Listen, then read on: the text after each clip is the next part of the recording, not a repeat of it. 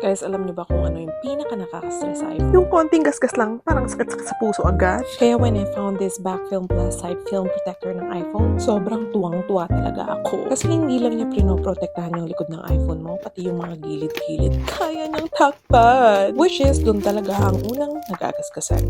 Matte finish siya, so hindi siya mukhang oily kahit hawak-hawakan mo buong araw. Hindi gaya ng face mo. Char! And yun nga, hindi rin kita yung mga fingerprints mo. Eh, swak na swak to para hindi na ako punas ng punas buong araw. Ang ganda nito tingnan sa phone. Parang premium. Parang bagong bili ulit yung phone mo.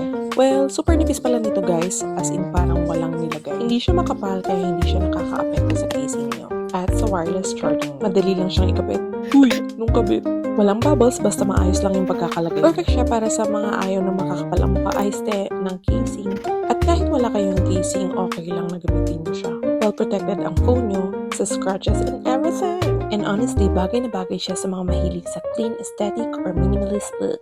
Tsaka guys, sobrang affordable. Hindi ka mukhang nepo baby dito. Less than 200 pesos pero parang naka fully body protection ka na. Hindi mo na rin kailangan gumastos ng mahal para lang protektado ang phone mo. And since compatible siya sa iPhone 12 hanggang 17 Pro Max pa yan, sobrang sulit talaga siya kahit mag-upgrade ka pa in the future. So kung gusto niyo na laging malinis, makinis at mukhang bago ang iPhone mo, I highly recommend this back inside film protector. Hindi siya sponsored guys, honest review lang kasi ginagamit ko talaga siya. If you want to try, I put the links baba. Check it out habang may discount pa. Kasi mabilis talaga siya ma-sold out. Protect your iPhone kasi deserve niya rin ng care tulad mo.